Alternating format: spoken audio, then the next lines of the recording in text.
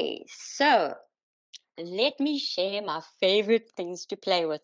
I'm always saying, don't ask me about AI, don't ask me about my doctorate, because I'll tell you, because I love this stuff so much. I'm an absolute nerd. I've got over 20 years experience in digital. So anything new I'm playing with, I think I actually had a version of Chat GPT before it was even known. So what I'll do is I'm going to start with Chat GPT, and then I'm going to go into the other tool. I do have a second brain, a knowledge management tool that I've got that I've built both Chat GPT and the new tool in, but I'm not going to show you that because I think it's going to be a little bit too much. So let's go to Chat GPT. Okay. Now, the way I explain Chat GPT, especially as far as um, being ethical and doing your own work, is you've got a very clever friend and you say to your friend, you know what, I'm working on this doctorate. Do you think I should add something? Or, what do you think I should do? What are your thoughts on my subject? So it's almost like you're looking at a friend that's going to give you creative ideas. So who wants to give me just give me your thesis topic? Somebody? Implementation of a cybersecurity framework within a logistics company. Okay. Implementing cyber. Was it cyber protection or cyber crime? Cybersecurity.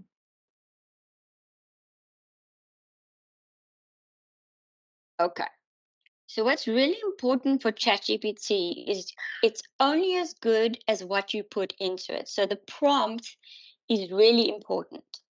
So my ChatGPT, if you look here where it says Bronwyn, on yours it'll say your name. If you click on that, you see it says customize ChatGPT. This is very cool. What it does is it says, what would you like ChatGPT to know about you to provide better responses? So I'm in the process of completing my doctorate in business leadership. My topic is exploring gender equality in the financial services industry in South Africa. So I've given it a bit of a background there, and you've got up to 1,500 characters. Then it says, how would I like ChatGPT to respond? So here I've got write long, detailed responses, use a persuasive academic tone with conversational vocab. And I really just prompted it on how I wanted to explain. I've even had include references using the Harvard referencing method. If I'm just playing around, I can switch this off. So as an example, I want to read a bedtime story to my niece and nephews.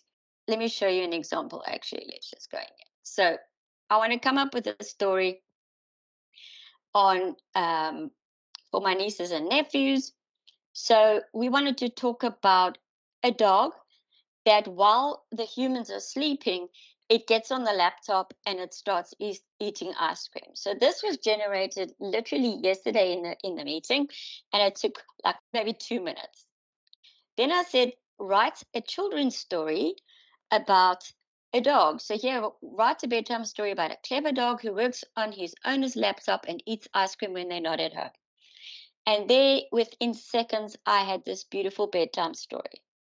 So when I'm doing something like this, I switch off that custom instruction. But when I'm doing my research, I want to keep that custom instruction. So we go back to ChatGPT. So are you still in your proposal stage? Yes, I am. Okay. About the implementation of cyber security policies and frameworks. Is that right? Yes, that is correct. Okay. Please give me an outline.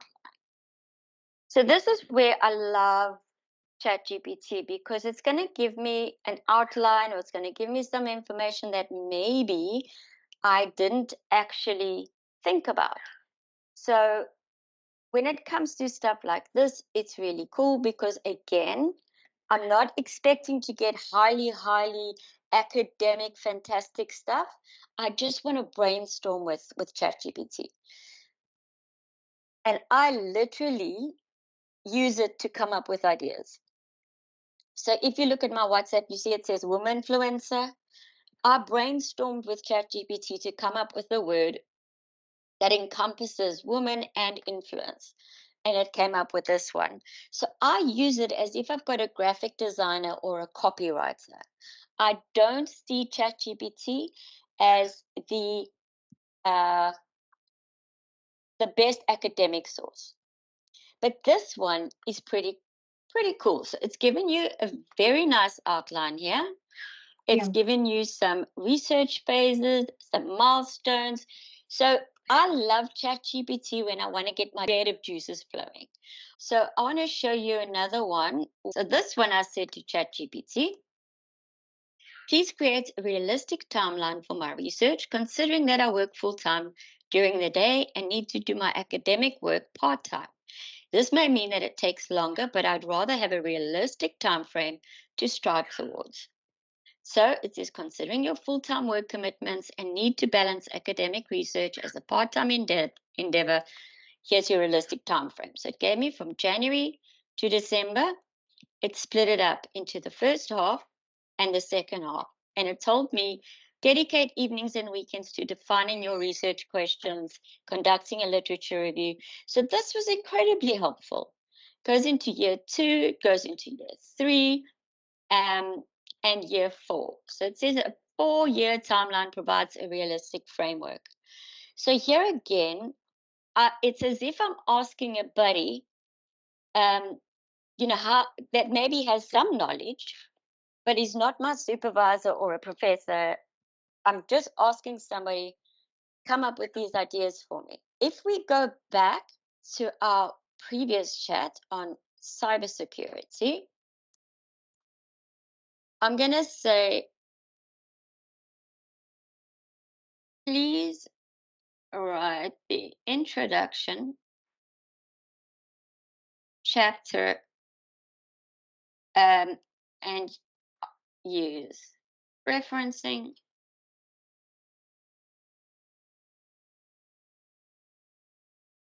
referencing method.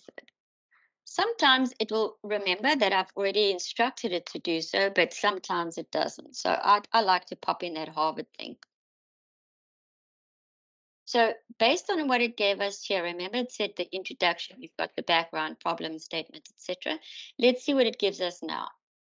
So there we go. Now this is where you think, ooh, now I feel like I'm cheating, right? Because it's writing my introduction for me. It's not going to go into enough detail for you. But as I said earlier, it's a brilliant way just to get those data juices flowing. Another problem that we have with ChatGPT is even though it's getting better every day, sometimes it does what we call hallucination, where it's going to make up references. So here it's giving us references, brown and green, and adapting cybersecurity strategies, which is awesome. But you're going to need to check if these are actually legitimate references. So let's just take Smith as one. I'm going to copy that. I'm going to go into here and I'm going to see if this is a real one. There we go. So it shows that, yes, that is indeed a real reference. But you don't need to worry. I used to, but I don't anymore, use references from here. What I do though is I take the ideas and use that in the other tool. So this one, typeset.io, is called Scispace. I've been playing with Scispace for over a year, and I pretty much live in Scispace. This to me is my absolute favorite. So what I'm going to do here, let's just go back to your topic. Now, in Scispace, remember now from ChatGPT, I might have got some ideas. What Scispace does is it's going to actually, you can ask it a question, you can give it a subject, you can do whatever you want.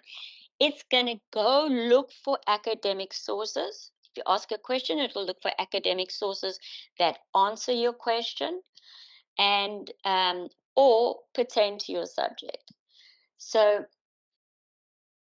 let's write here, what are the best ways to implement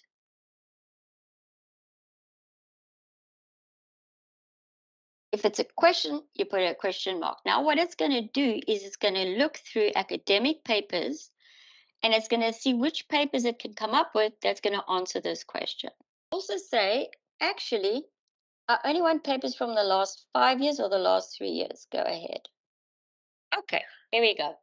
So here's a summary from the top 10 papers, which you can actually use in your literature review because that's what it is. It's a literature review and it's giving you the top 10 papers.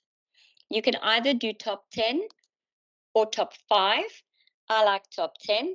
So let's see if this is useful to you in your research. Implementing cybersecurity policies and frameworks effectively requires a multifaceted approach that addresses the complexity and evolving nature of cyber threats.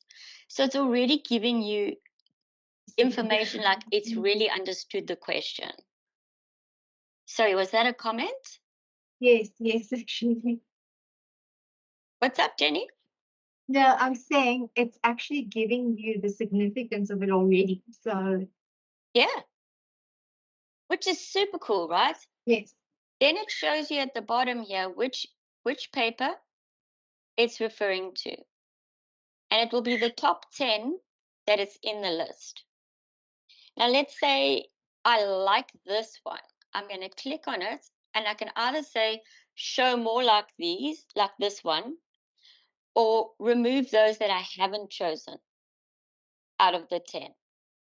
So it's very nice because then it will answer the question using those specific papers. What's also cool is you can say it must have a PDF or it must be open access, it must be a top tier paper. You can look at publication type, journal article, book, chapter, book, patent, proceedings. There's a whole bunch of them. You can give it keywords. You can look at journals. You can even look at conferences. But let's have a look at these 10 that it's given me here. And what I want to show you is the more I scroll down, it's going to change color. It's going to give me more papers. So you can keep scrolling down and you can end up with 100 papers if you want. But I have said that the summary must be from the top 10.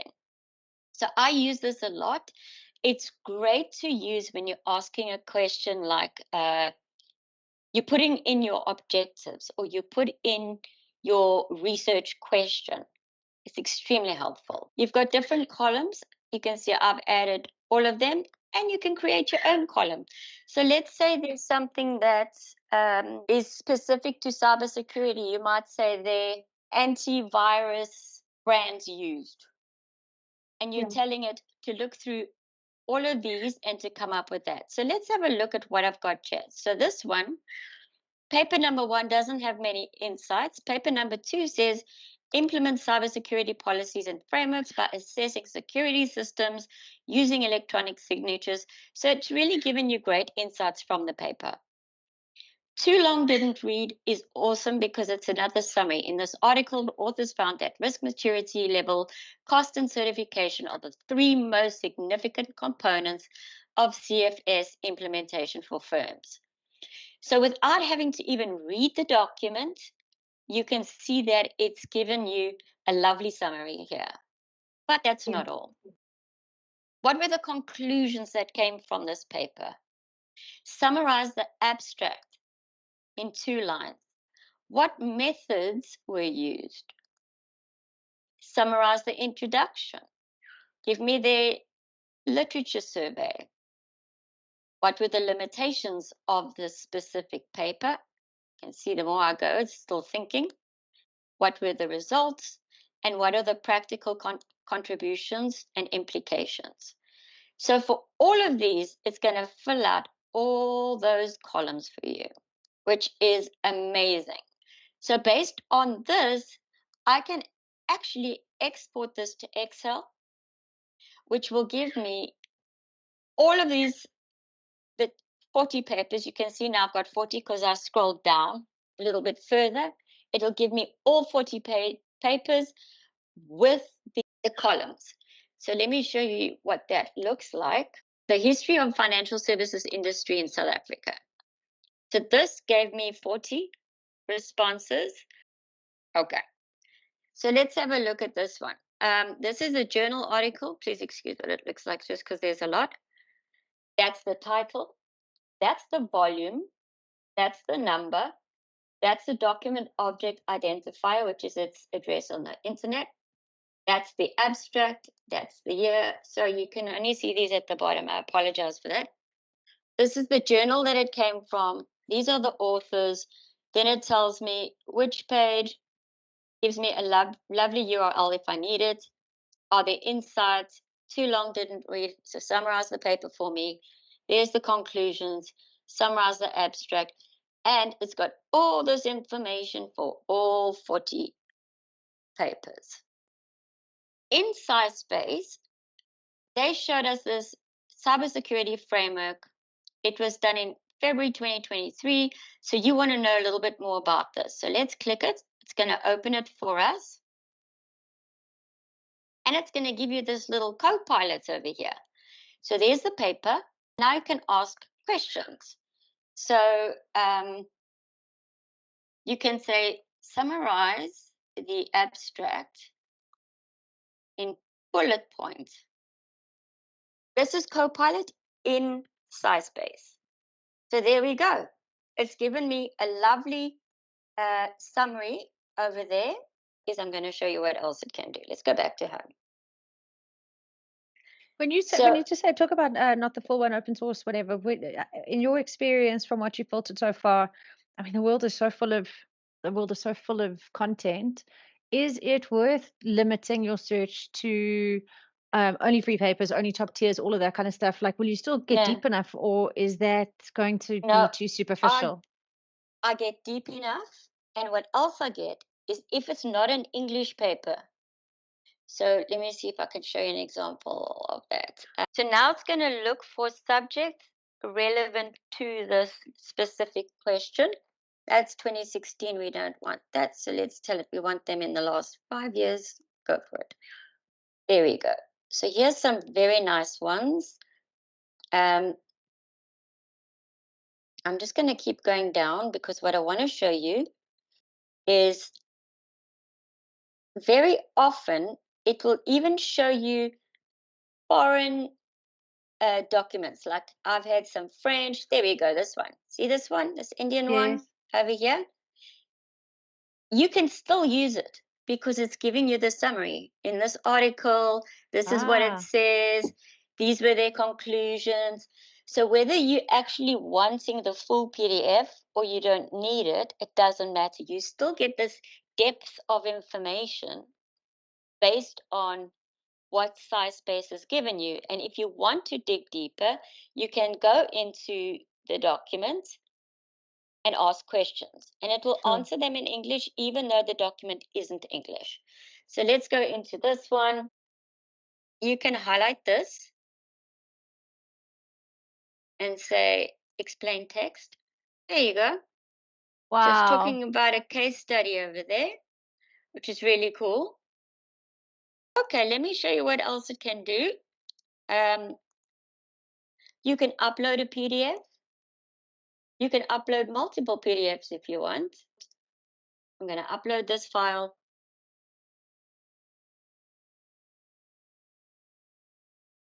Okay, so here's the intro. I can literally highlight the intro and ask it to summarize it. Let's just stop there. Okay, summarize the text. But this is what I haven't shown you. So watch this one. Here's a table. Explain text. Now watch how cool it is here. You can ask it to explain figures, tables, raw data. So here it gives you what are poverty lines. So it explains what poverty lines are, and it takes that from their poverty lines in Rand value. Details from the table. The food poverty line, known as FPL, in 2015, people needed 441 Rand to buy enough food. In 2023, this amount increased to 760. It means food costs more now. So it's giving me an entire commentary on that table to help you to understand it. So the lower bound food poverty line. So it explains it, and then it gives you a simple summary of that table. So this I find very, very useful, because especially with long-winded papers or a lot of quantitative data, you might find it a little bit tricky or a little bit difficult to understand. But here you just highlight it and ask it to explain it to you. Amazing. Yeah, it's really cool, right? So I love it. I love it. So I've been through this whole paper. Then I showed you where I store my documents in Zotero. If I go into my library, I can import all 500 documents that I've got in Zotero into Scispace, and then every single document I've got gives me this information that I've in my columns. Zotero is like my library. Okay. Zotero is where I'm going to store my sources. Oh, yes, this one. Okay. But what it does, which is really nice, let's have a look at this one. This is the info on it. Let's go back into Scispace quickly. And let's go back to our search.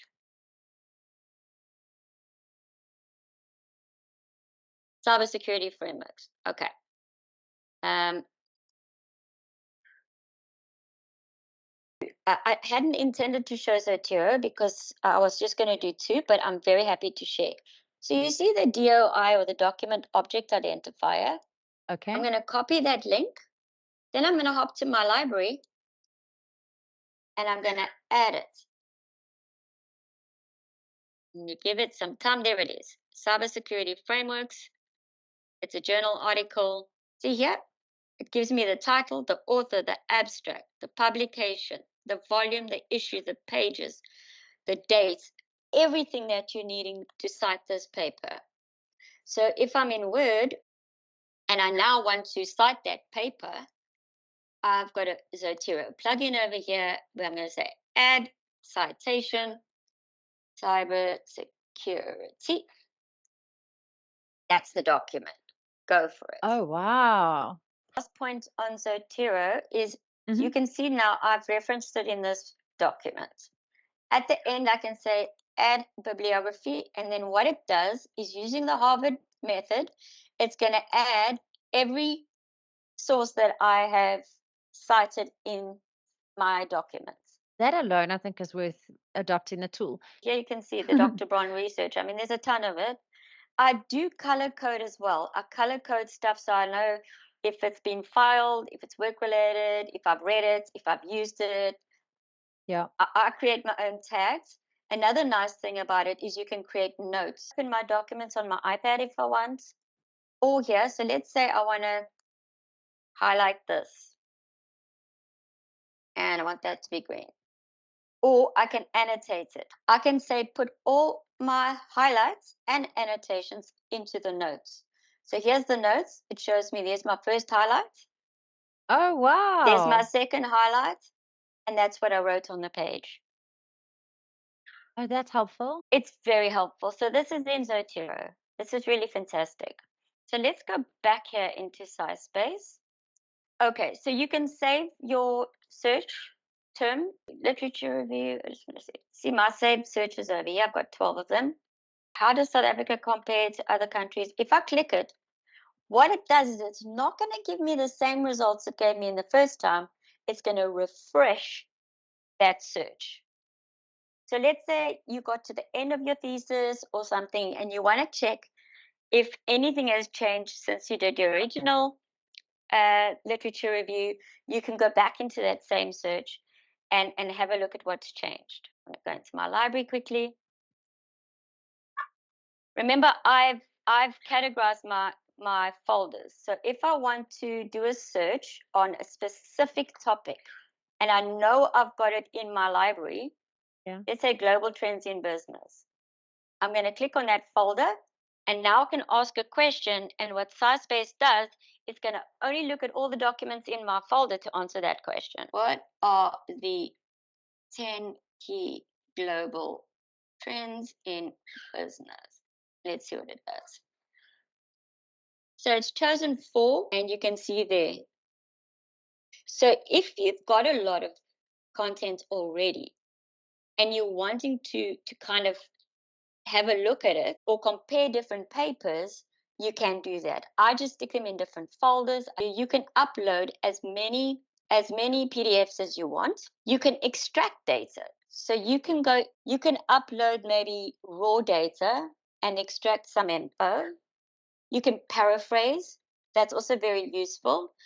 And at the bottom, it's got this AI detector that you can run it in as well. Now, let me show you one last thing on Scispace. It has got a Chrome extension. What is shadow banking? That's one I've just asked now. If I go down and here's a paper that's academic, I can see that little click there, chat with the paper. Without even going into Scispace, I can chat with this paper. There we go. And I can start asking questions of this paper. Wow. What are the key takeaways?